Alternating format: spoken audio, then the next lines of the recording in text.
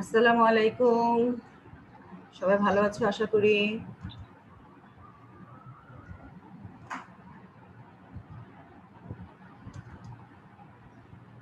আমরা chapter 4 algorithm ডিজাইনের chapter 4 dynamic programming নিয়ে লাস্ট ক্লাসে আলোচনা করছিলাম এবং সেখানে আমরা ডাইনামিক প্রোগ্রামিং এর অ্যাপ্লিকেশনস বিভিন্ন ধরনের অ্যাপ্লিকেশনস আছে। আমরা লাস্ট ক্লাসে 01 knapsack প্রবলেমটা using how to solve it 01 knapsack problem using dynamic programming আমরা লাস্ট ক্লাসে দেখেছি। আমরা সেখানে কি স্ট্র্যাটেজি মেনটেন করতে হবে, কিভাবে সলভ করতে হবে এবং সাথে সাথে আমরা বেশ কয়েকটা এক্সাম্পল কিন্তু লাস্ট ক্লাসে করেছি এবং অ্যালগরিদম দেখেছি। আমি এর আগেও একটা ক্লাসে বলেছি যে অ্যালগরিদম ডিজাইন ক্লাস আমরা যে সিলেবাস আছে লেকচারে আছে আমরা সাধারণত প্রত্যেকটা অ্যাপ্লিকেশনসের স্ট্র্যাটেজি বা কন্ট্রোল অ্যাবস্ট্রাকশন, এক্সাম্পল এবং অ্যালগরিদম এই তিনটা জিনিস মেনলি আমরা আলোচনা করি যে কোনো অ্যাপ্লিকেশনসের জন্য, অর্থাৎ যে কোনো অ্যালগরিদম ডিজাইন মেথডের ডিফারেন্ট অ্যাপ্লিকেশনস আমরা স্টাডি করছি এবং যেন পরবর্তীতে আমরা সেগুলো আমাদের রিয়েল লাইফে কোনো প্রবলেম আসলে তার সাথে ম্যাচিং করে আমরা সেই প্রবলেমগুলোকে খুব সহজে সলভ করতে পারি। ঠিক আছে, আমার কথা কি শোনা যাচ্ছে বাবারা?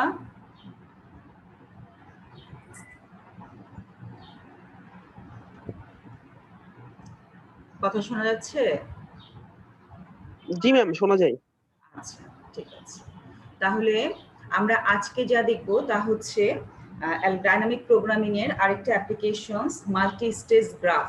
আমরা মাল্টি স্টেজ গ্রাফটা আজকে এখানে দেখব। এখানে ডেফিনেশন খুব সিম্পল, একদম কনক্রিট, যেটুকু আমার প্রয়োজন সেইভাবে লেখা আছে। ডেফিনেশনটা একটু খেয়াল করে দেখো। প্রথম কথা হচ্ছে মাল্টি স্টেজ গ্রাফটা বলতে আমরা কি বোঝাই। সাপোজ একটা গ্রাফ আছে জি, যেখানে ভার্টেক্স এবং এজ আছে এবং সেটা অবশ্যই ডিরেক্টেড গ্রাফ হতে হবে।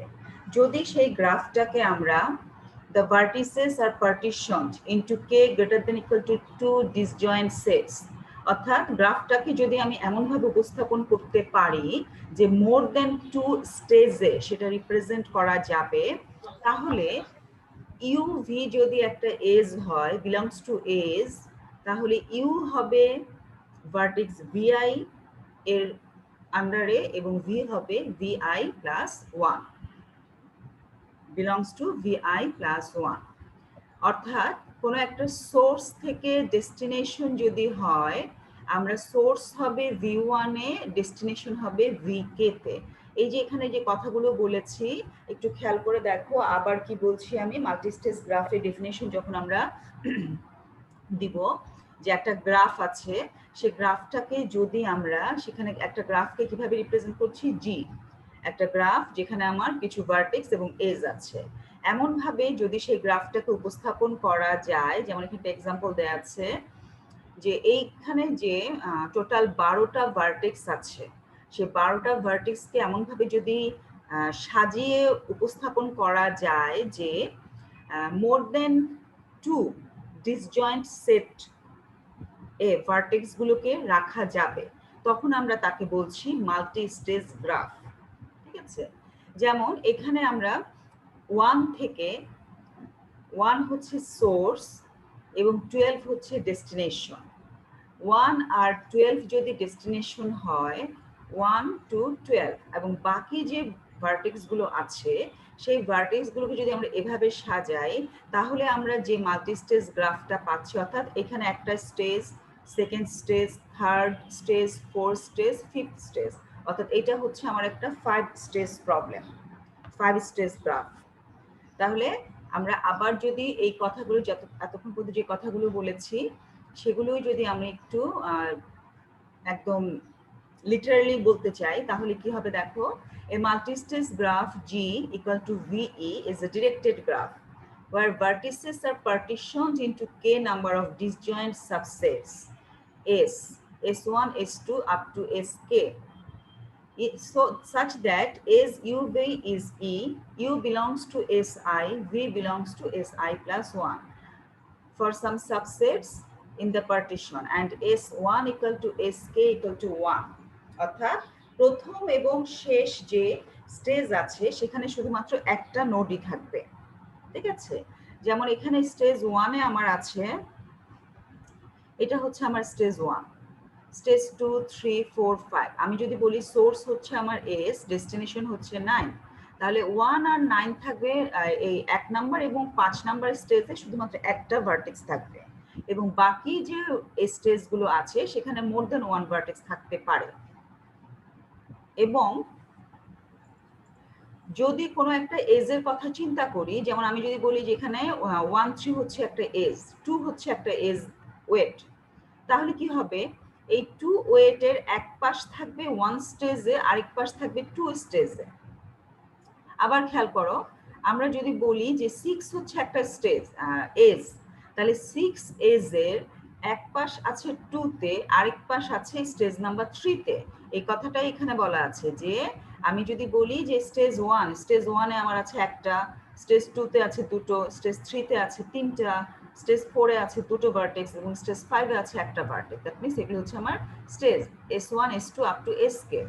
এবং যে কোনো এজ ইউভি আমি যদি বলি 2, 4, তাহলে 2 হবে স্টেজ 2 তে, 4 হবে স্টেজ 3 তে। তাহলে 2 হবে স্টেজ 2 আই এ এবং 4 হবে stage 1 plus I, that means 4 এ।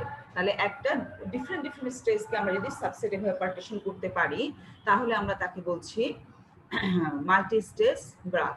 এখন মাল্টি স্টেজ গ্রাফ প্রবলেমটা কেন আমরা দেখব? মাল্টি স্টেজ গ্রাফ প্রবলেমটা আমরা ব্যবহার করব মিনিমাম কস্ট স্প্যানিং ট্রি বের করার জন্য, স্প্যানিং ট্রি না, মিনিমাম কস্ট পাথ বের করার জন্য। অর্থাৎ সোর্স থেকে ডেস্টিনেশনে মিনিমাম কস্ট কত হবে সেটা বের করার জন্যই আমরা মাল্টি স্টেজ গ্রাফটা ব্যবহার করে থাকছি। তাহলে মাল্টি স্টেজ গ্রাফের আমরা কি ডেফিনেশনে কি বললাম? ডেফিনেশনে আমরা খুব সহজে বলে ফেলছি যে একটা ভার্টেক্স জি যদি এমনভাবে উপস্থাপন করা যায় যে ডিরেক্টেড গ্রাফ এবং ডিসজয়েন্ট সেট আছে, greater than equal to 1 disjoint set হয়, তাহলে কোনো একটা এজ ইউভি, ইউ হবে V1 এ বা এস আইতে এবং ভি হবে এস অফ আই প্লাস 1 বা V of I plus 1, what ever I select choose করবো সেখান সেভাবে। এবং এমনভাবে উপস্থাপন যদি করা যায় যে সোর্স এবং ডেস্টিনেশন বা সিঙ্ক যাকে বলা হচ্ছে তাদের একটা মাত্র স্টেজ, একটা স্টেজে একটা মাত্র ভার্টেক্স থাকবে, তাহলে সেটাকে আমরা বলছি মাল্টি স্টেজ গ্রাফ প্রবলেম। এখন এখানে যে 5 স্টেজ গ্রাফটা দেয়া হয়েছে, আমরা যদি মিনিমাম কস্ট বের করতে চাই 1 থেকে 12 মধ্যে, তাহলে সেটাকে আমরা কিভাবে করব সেটাই আমরা এখন ডিসকাস করব। তাহলে 1 থেকে 12, 1 থেকে 12 ভার্টেক্সে যদি আমরা প্রবলেম সলভ করতে চাই, তাহলে সেটা আমরা কিভাবে করব? তার আগে একটু দেখো আমরা কেন মাল্টি স্টেজ গ্রাফটা কোথায় অ্যাপ্লাই করতে পারি। এর আগে আমি যে কথাগুলো বলেছিলাম অ্যাপ্লিকেশন যখন আমরা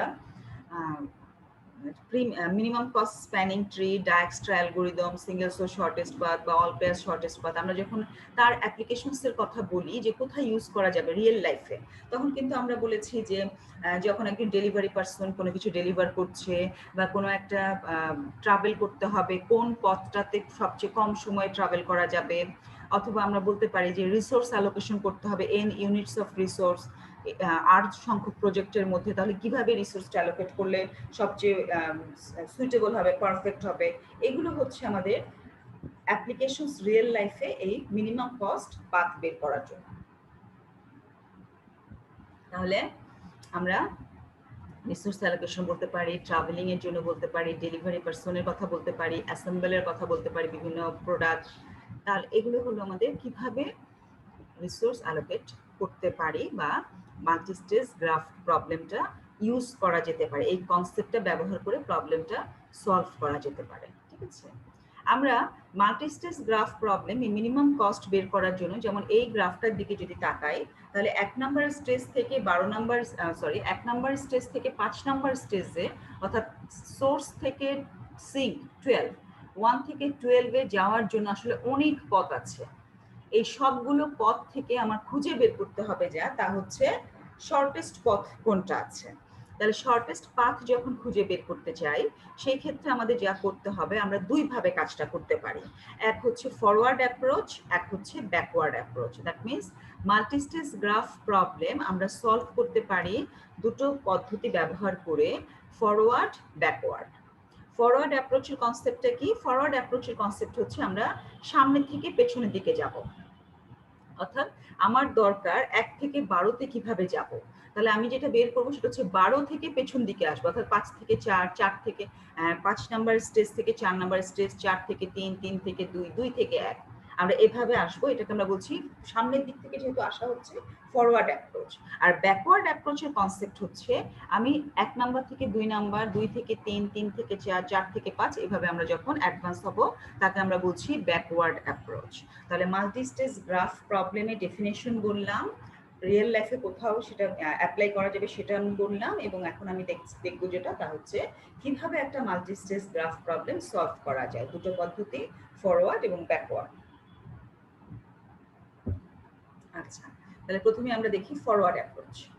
ফরওয়ার্ড অ্যাপ্রোচের জন্য এখানে দেখো বেশ কিছু সূত্র দেয়া আছে, অর্থাৎ কিছু ইকুয়েশন দেয়া আছে, কিছু স্টেটমেন্ট দেয়া আছে, সেগুলো আমাদেরকে দেখতে হবে। ঠিক আছে, এখানে একটা খুব ইম্পর্টেন্ট, এই সূত্রটা আমাদেরকে ব্যবহার করতে হবে। এখন তোমাদের কাছে কমপ্লেক্স মনে হচ্ছে কিনা জানি না, তবে আমি যখন প্রথম দেখেছি আমার কাছে এটা অনেক জটিল মনে হয়েছে। যে এখানে cost of i j minimum, j l i plus 1 l, l belongs to v i plus 1, j l belongs to e, there are so many stuffs to understand here. এটা খুবই একটা টাফ ব্যাপার, প্রথম একটা গ্ল্যান্স সেটা প্রত্যেকটা জিনিস বোঝা আমার কাছে মনে হয়েছে। তোমরা অবশ্য ভালো স্টুডেন্ট, তোমাদের কাছে মনে নাও হতে পারে। তবে আমি আমার মতো করে বলি যে আমরা এই যে বড় ইকুয়েশনটা দেখতে পাচ্ছি, আমি এই ইকুয়েশনটা প্রথমে দেখবো না।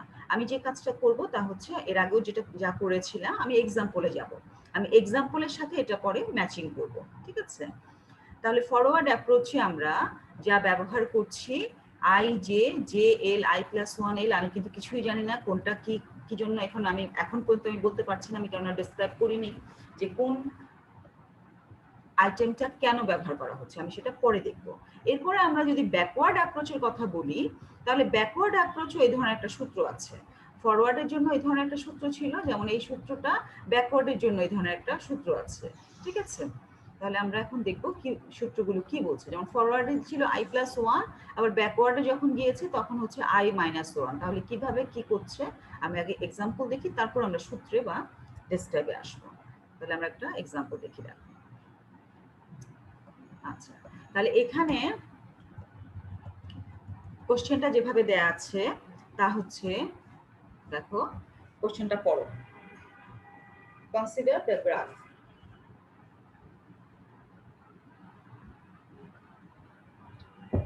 কোশ্চেনটা হচ্ছে এই গ্রাফটা কনসিডার করতে হবে এবং calculate the minimum cost path from S to T. এখানে এস হচ্ছে 1, টি হচ্ছে 12 in the multi-stage graph using forward approach, backward approach. তাহলে আমরা প্রথমে দেখি ফরওয়ার্ড অ্যাপ্রোচে এই গ্রাফ প্রবলেমটা কিভাবে সলভ করা যায়।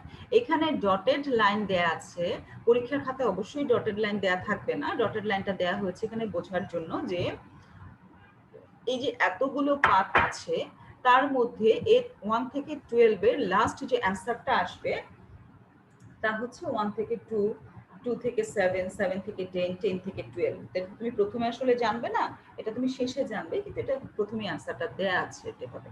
কিন্তু পরীক্ষার খাতায় সবগুলি সলিড লাইন থাকবে, ডটেড লাইন থাকবে না। তাহলে আমরা ফরওয়ার্ড অ্যাপ্রোচে বের করব যে এই মাল্টি স্টেজ গ্রাফ প্রবলেমটা কিভাবে সলভ করা যায়। তাহলে ফরওয়ার্ড অ্যাপ্রোচ কি বলেছি? ফরওয়ার্ড অ্যাপ্রোচ হচ্ছে সামনে থেকে পেছনে আসবো, আর ব্যাকওয়ার্ড অ্যাপ্রোচ কি প্রথম থেকে সামনে থেকে পেছন থেকে সামনের দিকে যাচ্ছি, সোর্স থেকে ডেস্টিনেশনে যাব। আর ফরওয়ার্ড অ্যাপ্রোচ হচ্ছে ডেস্টিনেশন থেকে ব্যাকওয়ার্ডে যে আমি সোর্সে পৌঁছাবো। ওকে, তাহলে প্রথমেই আমরা দেখি ফরওয়ার্ড অ্যাপ্রোচ। তাহলে ফরওয়ার্ড অ্যাপ্রোচ আমরা আরম্ভ করব লাস্ট স্টেজ থেকে। লাস্ট স্টেজ কি আমার 5 নাম্বার স্টেজ, সেখানে আমার কয়টা ভার্টেক্স আছে? একটা ভার্টেক্স, সেটা হচ্ছে 12।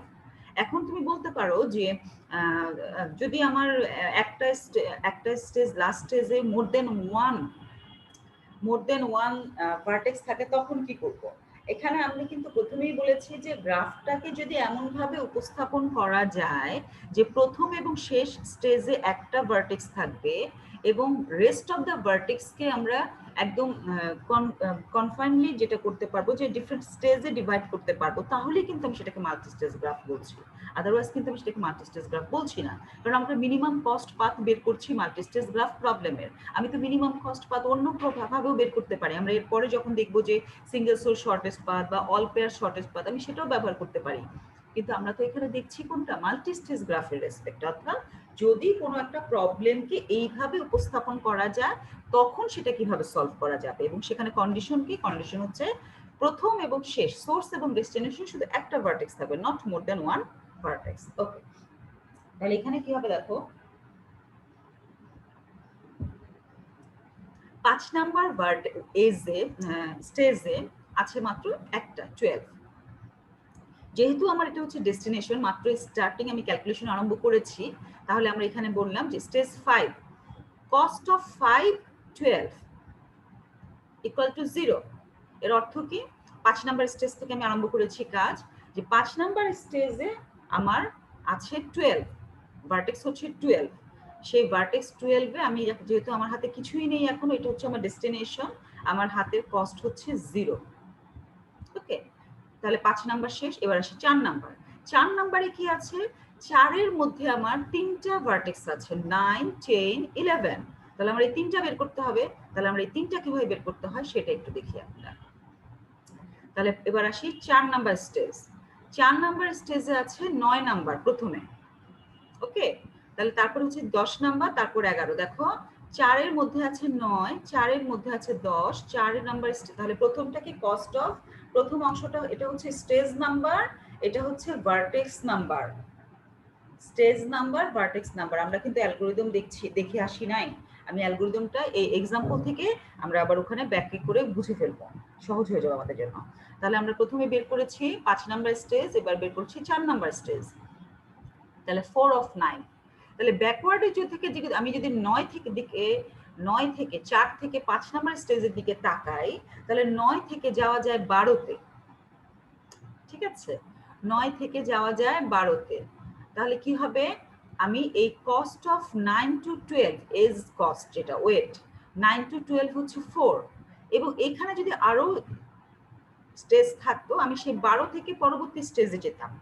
ওকে, 5 নাম্বার থেকে আমি 5 নাম্বার স্টেজের 12তে আসার পরে আমি অন্য কোথাও যেতাম। তা আমার এখানে নাই যেহেতু, সেহেতু আমি যেতে পারছি না, কিন্তু আমাকে তো একটা ইউনিফর্ম ক্যালকুলেশন করতে হবে।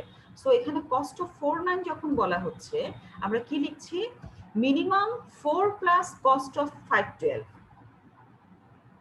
অর্থ কি, 4 নাম্বার স্টেজে 9, তাহলে 9 থেকে আমি যাচ্ছি 12, মান হচ্ছে 4।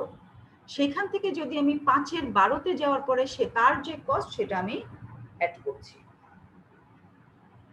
ঠিক আছে, একটু পরে আরো ক্লিয়ার হয়ে যাবে যাদের প্রবলেম হচ্ছে। দেখো আমি যখন 4 10 বের করবো, তখন আমি কি বলবো, 4 10 হচ্ছে 10 থেকে 12 এর কস্ট প্লাস 5 নাম্বার স্টেজে 12 থেকে যদি অন্য কোথাও যাওয়ার কস্ট থাকতো তার কস্ট।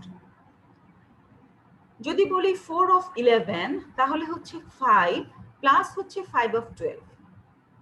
ওকে, তাহলে এখানে একটা জিনিস খেয়াল করে দেখো, ইন্টারেস্টিং ব্যাপার হচ্ছে, আমি যখন স্টেজ 4 বের করছি, আমি কিন্তু আগের স্টেজে যে ক্যালকুলেশন ছিল আমি কিন্তু এটা ইউজ করেছি, যে 5 অফ 12, এখানে কিন্তু সবখানে 5 অফ 12 ব্যবহার করা হচ্ছে। আমি যখন এরপরে 3 নাম্বার স্টেজ ক্যালকুলেশন করব, তখন কিন্তু আমার এগুলো ব্যবহার করতে হবে। আমরা গত ক্লাসে আমি কিন্তু বলেছি যে dynamic programming principal of optimality holds করে। সেখানে কি, অর্থাৎ সাকসেসিভ যে পথটা আছে, কোনো একটা পথ অপটিমাল হলে যদি আমরা আই থেকে জে, অর্থাৎ 1 থেকে এস থেকে টি বা 1 থেকে 12তে যদি অপটিমাল পথ বের করতে চাই, তাহলে মাঝখানে যে অপটিমাল পথগুলো আছে সেগুলো আমাকে, মাঝখানে যে পথগুলো আছে সেগুলো আমার অপটিমাল হতে হবে, এবং সেই কনসেপ্ট কিন্তু এখানে কাজে লাগাচ্ছি। কনসেপ্টটা কি, কনসেপ্টটা হচ্ছে যে 5-এ যাচ্ছি, স্টেজ কি হচ্ছে, অপটিমাল কি হচ্ছে, 4 নাম্বার স্টেজে অপটিমাল কি আছে, 6 নাম্বারে কি আছে, 2 নাম্বার স্টেজে কি আছে, সেখান থেকে আমি 1-এ আসবো। দ্যাট মিনস আমি সাকসেসিভ অপটিমাল স্টোর পথটা বের করে করে এবং সেই ভ্যালুটা কিন্তু পরবর্তী স্টেজে কাজে লাগাচ্ছে। ওকে, তাহলে এখন আমরা দেখি যে এখানে ছোট করে, তাহলে এখন আমি কি বের করলাম 4 নাম্বার স্টেজ, এখন আমি বের করব 3 নাম্বার। তাহলে 3 এ কি বের করব? একই কথা, 3 থেকে দেখো কোথায় কোথায় যাওয়া যাচ্ছে। যেমন 3 এর 6, 3 এর 6 এর মধ্যে দুইটা পথ আছে ডিরেক্টেড গ্রাফ যেহেতু। তাহলে একটা হচ্ছে 6 থেকে 9, একটা হচ্ছে 6 থেকে 10। তাহলে আমি প্রথমে বের করছি এটা, ধরো 6 থেকে 9। তাহলে আমি যদি 6 নাম্বার ভার্টেক্স থেকে 9 নাম্বার ভার্টেক্সে যাই, সেখান থেকে আমি একটু লাস্টে যেতে চাচ্ছি, আমি কিন্তু 4 নাম্বার স্টেজে 9 অলরেডি ক্যালকুলেট করে ফেলেছি।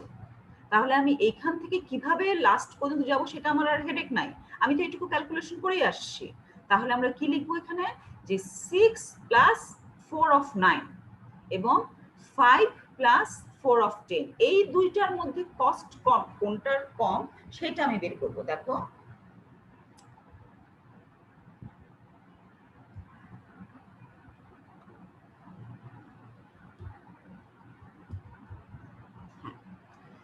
এখানে যে বের করেছি কস্ট অফ 36,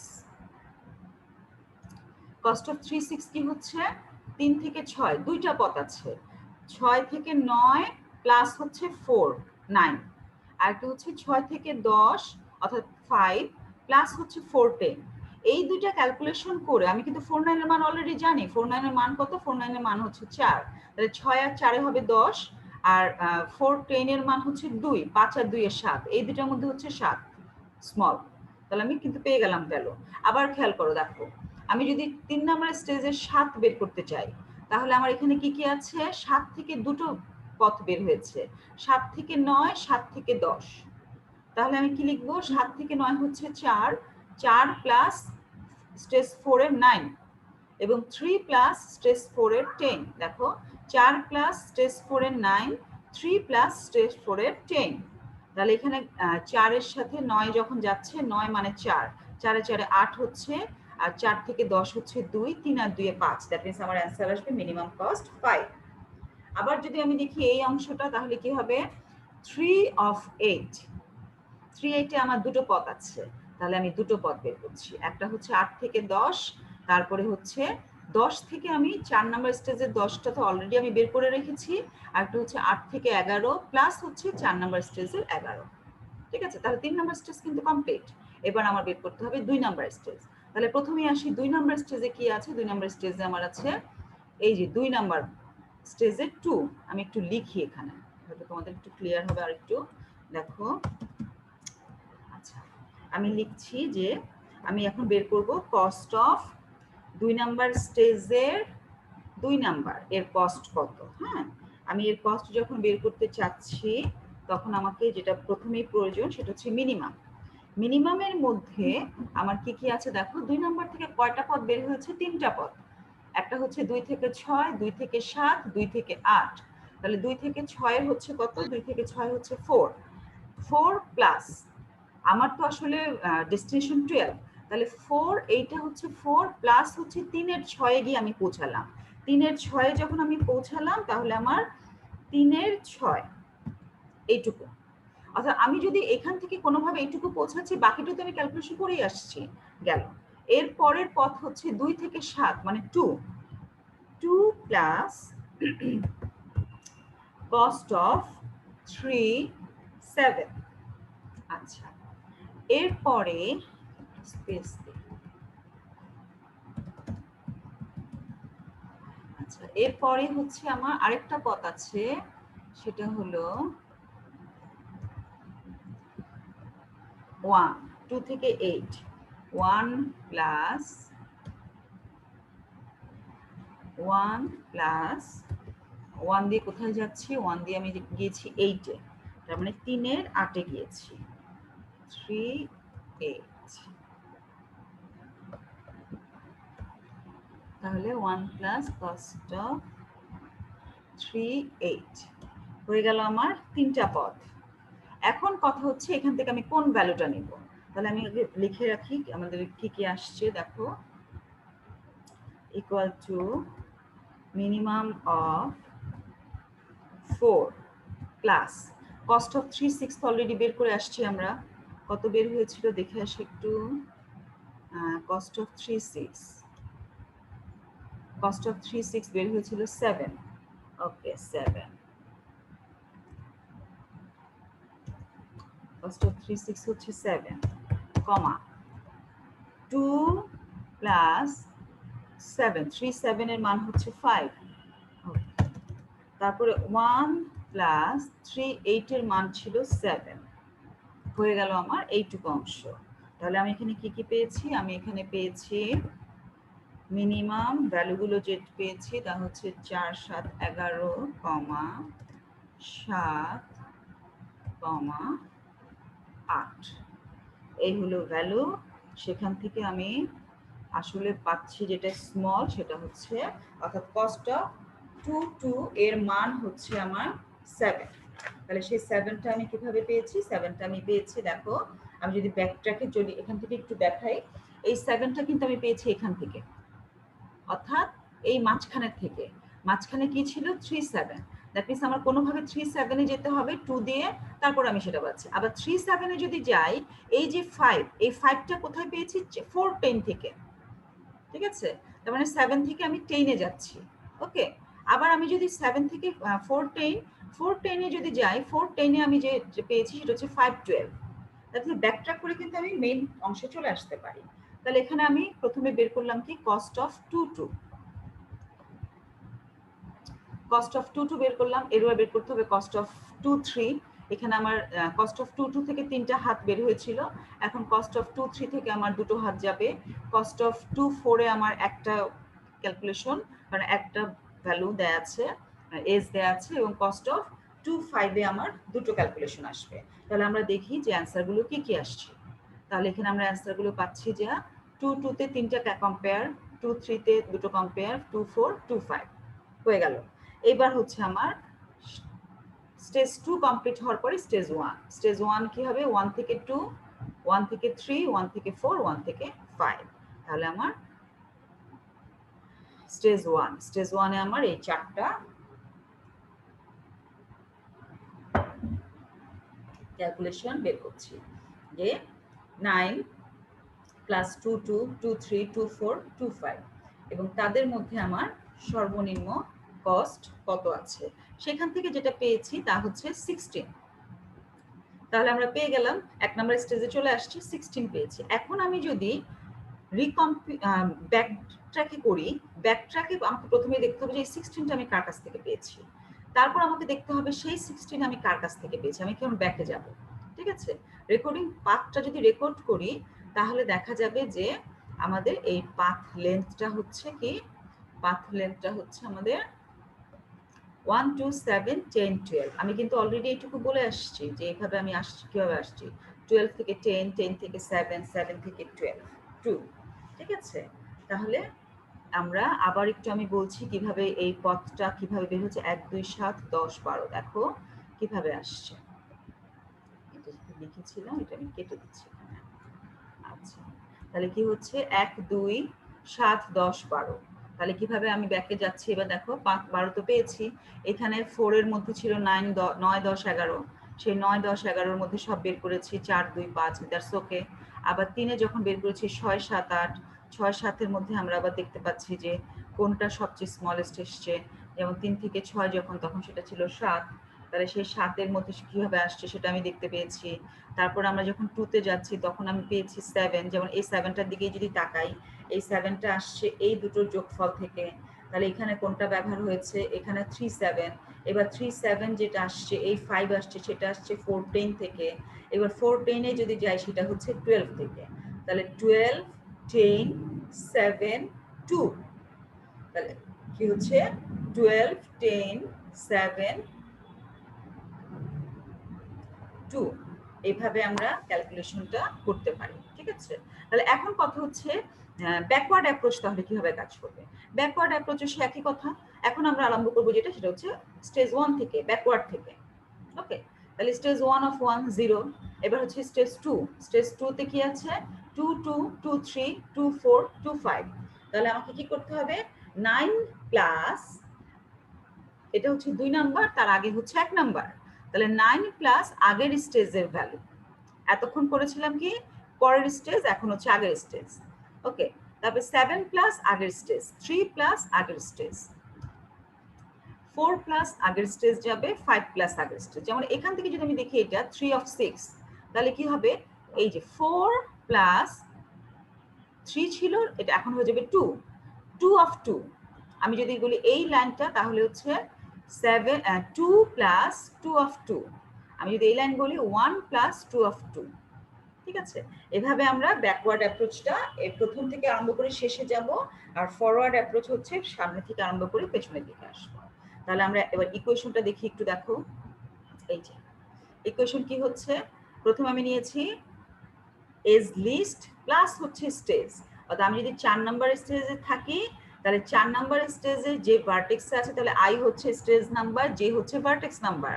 তাহলে আমার কি লাগবে, পরবর্তী স্টেজের যে ভার্টেক্সটা আছে, অর্থাৎ আই প্লাস 1তম স্টেজে যে ভার্টেক্স আছে, এবং তার সাথে কি করছি আমরা, এই যে ভার্টেক্সটা, সেই ভার্টেক্স থেকে এই যে আমি পরের স্টেজে যে ভার্টেক্সে যাব, জে থেকে, অর্থাৎ জে হচ্ছে আমার, আমি এখন যেখানে আছি সেখান থেকে আমি পরের স্টেজে যে ভার্টেক্সে যাব, সেই দুটোর পাথ লেন্থ কি হচ্ছে। আবার দেখো ছবিটার দিকে, আমি যেমন এখানে ক্যালকুলেশন করেছি 9 থেকে 12, 9 হচ্ছে 4 নাম্বার স্টেজে, 12 হচ্ছে 5 নাম্বার স্টেজ, তাহলে 9 থেকে 12 প্লাস হচ্ছে 5 নাম্বার স্টেজের 12, অর্থাৎ 4 এর 9 বের করছি কিভাবে, 9 থেকে 12, 9 হচ্ছে 4-এ, 12 হচ্ছে 5-এ, এবং 5 থেকে 12। তাহলে ইকুয়েশনটা আবার দেখো, 9 থেকে 4 এর 9 যখন বের করছি, তাহলে কি হবে, 9 থেকে 12, 9 হচ্ছে এখানে 9, 12 এবং 5 এর 12, তার মধ্যে কস্ট।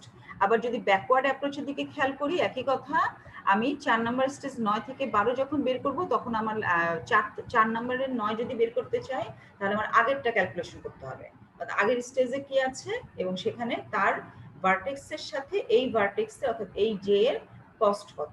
এভাবে আমরা ফরওয়ার্ড ব্যাকওয়ার্ড অ্যাপ্রোচ ব্যবহার করে একটা প্রবলেম সলভ করতে পারি। আচ্ছা, এখন তোমাদের যেটা কাজ, একটা জিনিস লেখো, সেটা হচ্ছে এই ছবিটা আঁকো খাতায় তাড়াতাড়ি, অথবা স্ক্রিনশট দিয়ে রাখো, আমি একটু বড় করে দিতে পারবো। এই ছবিটা আঁকো তাড়াতাড়ি। 1 2, এখানে আমার 9টা স্টেজ আছে, সোর্স হচ্ছে 1 আর ডেস্টিনেশন হচ্ছে 9। এখানে এটা আমাকে সলভ করতে হবে, তোমরা এটা স্ক্রিনশট দিয়ে রাখো, তাহলে তোমাদের সুবিধা হবে। আঁকা আসলে কষ্ট, এতক্ষণ সময় লাগে নেই এত বেশি আমার কাছে।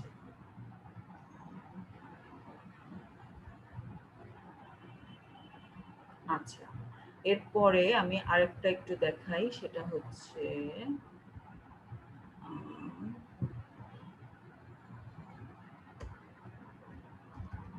এই যে এখানে এখানে এখানে এটা তো মাত্র দিয়েছি। আচ্ছা, এখানে এই পথ, এটা একটু ছোট আছে, এই ছবিটা আঁকো, এই দুইটা বাসায় করবে, ঠিক আছে, এই দুটো প্রবলেম বাসায় সলভ করবে। অবশ্য এই প্রবলেমটা বইতেই সলভ করে দেয়া আছে, প্রবলেমটা বইতে সলভ করে দেয়া আছে, বইতে মোস্ট প্রবাবলি আরেকটা প্রবলেম আছে যেটা এখানে দিয়েছি, সেই প্রবলেমটা বইতে দেয়া আছে। আচ্ছা, তাহলে হোমওয়ার্ক দিয়েছি দুটো, এক হচ্ছে এই প্রবলেমটা, এই যে এই প্রবলেমটা, এটা বইতেই দেয়া আছে, বই থেকে খাতায় করে ফেলবে, এবং আরেকটা প্রবলেম দিয়েছি যেটা, সেটা হচ্ছে এই যে এই প্রবলেমটা, এটাও ওয়েবসাইটে করে দেওয়া আছে, সেখান থেকে দেখেও করতে পারো, কোনো সমস্যা নেই। মোট কথা হচ্ছে খাতায় থাকতে হবে, বুঝতে হবে, ঠিক আছে, যদি বুঝতে পারো তাহলে সেটা আমরা করতে পারি। ওকে, তারপরে আমরা তাহলে আজকে দেখলাম যা, তা হচ্ছে মাল্টি স্টেজ গ্রাফ। এখন তাহলে আমরা একটু দেখি যে ইকুয়েশন ছিল এইটা, এখন আমরা যদি অ্যালগরিদমের দিকে তাকাই, তাহলে দেখো সেই অ্যালগরিদমে কিন্তু ইকুয়েশনটা আমরা এখানে ব্যবহার করা হচ্ছে, ইকুয়েশন ফরওয়ার্ড অ্যাপ্রোচের জন্য ব্যাকওয়ার্ড।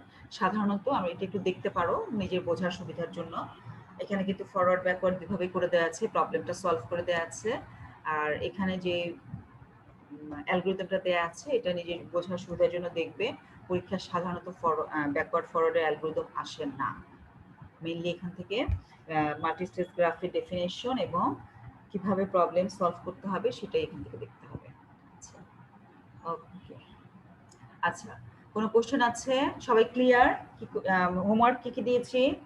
কয়টা হোমওয়ার্ক দিয়েছি? 2টো হোমওয়ার্ক দিয়েছি। এবং তোমাদেরকে আমি কিন্তু আবারও বলছি, আমি দেখতে পাচ্ছি এখানে ইয়ে করেছো 59, অ্যাটেন্ডেন্স দিয়েছো 59, কিন্তু পার্টিসিপেন্ট অ্যাক্টিভ এখানে আছে 45। ওকে, 44, হ্যাঁ 44। তাহলে এখানে এই যে বাকি যে 15 জন, 44 বাকি যে 15 জন পার্সেন্টেজটা দিয়ে চলে যাচ্ছ, এগুলো কি তোমরা মনে করো যে যারা নাই এখন, যারা এখন ক্লাসে 44 স্টুডেন্ট অ্যাক্টিভ আছো, প্রেজেন্ট আছো, তারা বাকিদেরকে সবাইকে মেসেজটা কনভে করবে? এগুলো কিন্তু মনিটর করার, এগুলো আমি স্ক্রিনশট, পার্টিসিপেন্টের স্ক্রিনশট কিন্তু দিয়ে রাখছি যে কারা কারা তোমরা এখানে দিয়েছো এবং পরবর্তীতে নাই। So be careful. এবং আমি একটা অ্যানাউন্সমেন্টও কিন্তু দিয়েছিলাম যে অনলাইন ক্লাসগুলো করতে হবে, ঠিক আছে? সো এখানে যে অ্যানাউন্সমেন্ট দেয়া আছে, মনে করো না যে এটা শুধু দিয়েছে তো কি হচ্ছে, আমাদেরকে কে ধরতে পারবে, এটা খুবই ভুল কথা হবে। সিটি কলেজের রুলস জানো এবং সেই অনুযায়ী কাজ করতে হবে। আচ্ছা, আজকে তাহলে আমরা দেখলাম ব্যাকওয়ার্ড অ্যাপ্রোচ, ব্যাকওয়ার্ড অ্যাপ্রোচের ডেফিনেশন দেখলাম, ব্যাকওয়ার্ড অ্যাপ্রোচের একটা এক্সাম্পল দেখলাম, এবং দুটো প্রবলেমস কিভাবে, একটা প্রবলেম ব্যাকওয়ার্ড এবং ফরওয়ার্ড অ্যাপ্রোচে কিভাবে সলভ করতে হয় সেটা আমরা দেখলাম। সাথে সাথে আমরা আরেকটা জিনিস দেখেছি, তা হচ্ছে আরো দুটো এক্সাম হোমওয়ার্ক দিয়েছি। এবং আমি আরেকটা কথা বলছি, এর আগেও কিন্তু আমি হোমওয়ার্ক দিয়েছি এবং আমি কিন্তু বারবার বলছি আমাকে সাবমিট করতে, শুধুমাত্র একজন একদিন একটা সাবমিট করেছে, বাকিরা সাবমিট করো নাই। তোমরা বাবারা যদি মনে করো যে এটা আসলে কোনো ব্যাপার না, আমাদেরকে কে ধরবে, কিভাবে ধরবে, তাহলে ভুল করবে, ঠিক আছে? আমি কিন্তু বলেছি যে খাতার মধ্যে লিখে রাখতে হবে, সাবমিট করছো কি করছো না খাতার মধ্যে অবশ্যই থাকতে হবে। এবং আমরা যখন কলেজটা খুলবে, যদি সবকিছু এই সিচুয়েশন ভালো হয়, কলেজ অবশ্যই খুলবে, সেক্ষেত্রে দিতে হবে। আবার তোমাদের আসলে একটা ইনকোর্সের মার্কস পাঠানোরও একটা কনসেপ্ট আছে, তোমরা মনে হয় জানো যে ইনকোর্সেও 12-20 একটা মার্কস আছে। এবং অ্যাজ আ গাইড টিচার আমি যদি এরকম দেখতে পাই যে তোমাদের অবস্থা এরকম, বাকি টিচাররা কি দেখবে আমি ঠিক জানি না, ঠিক আছে? মার্কসটা মনে হয় অন্য কেউ পাঠাবে না, মার্কসটা মনে হয় গাইড টিচাররাই ফর্মুলেশন করে পাঠাইতে হবে। আর তোমরা নিজেদের কয়েকজন ছাড়া বাকিরা নিজেদের স্ট্যাটাস খুব ভালোই জানো যে কি ধরনের মেরিটোরিয়াস স্টুডেন্ট তোমরা, কি ধরনের পড়ালেখা তোমরা করতে পারো বা করো। সো বাকি কারিকুলার অ্যাক্টিভিটিস দিয়ে তো নিজেকে ইয়ে করতে হবে, চেষ্টা তো করতে হবে, চেষ্টা না করলে তো সম্ভব না। আজকে যে দুটো হোমওয়ার্ক দিয়েছি আমি কিন্তু আবারও বললাম, এই দুটোই তোমার ওয়েব পেজে দেখতে পাবে। একটা হচ্ছে বইতেই করে দেওয়া আছে, আরেকটা হচ্ছে ওয়েবসাইটে করে দেওয়া আছে, টিউটোরিয়ালস পয়েন্টে করে দেওয়া আছে। ওকে, এই দুইটা বই থেকে দেখো, ওয়েবসাইট থেকে দেখো, খাতায় লিখে সাবমিট করো, জাস্ট এইটুকু। আজকে যে লিঙ্কটা দেওয়া আছে ক্লাসে, সেই লিঙ্কে কমেন্ট বক্সে সাবমিট করবা, ঠিক আছে? মেসেজে না, মেসেঞ্জারে না, কমেন্ট বক্সে। ওকে, তাহলে আজকে এই পর্যন্তই। সবাই ভালো থাকো, আল্লাহ হাফেজ।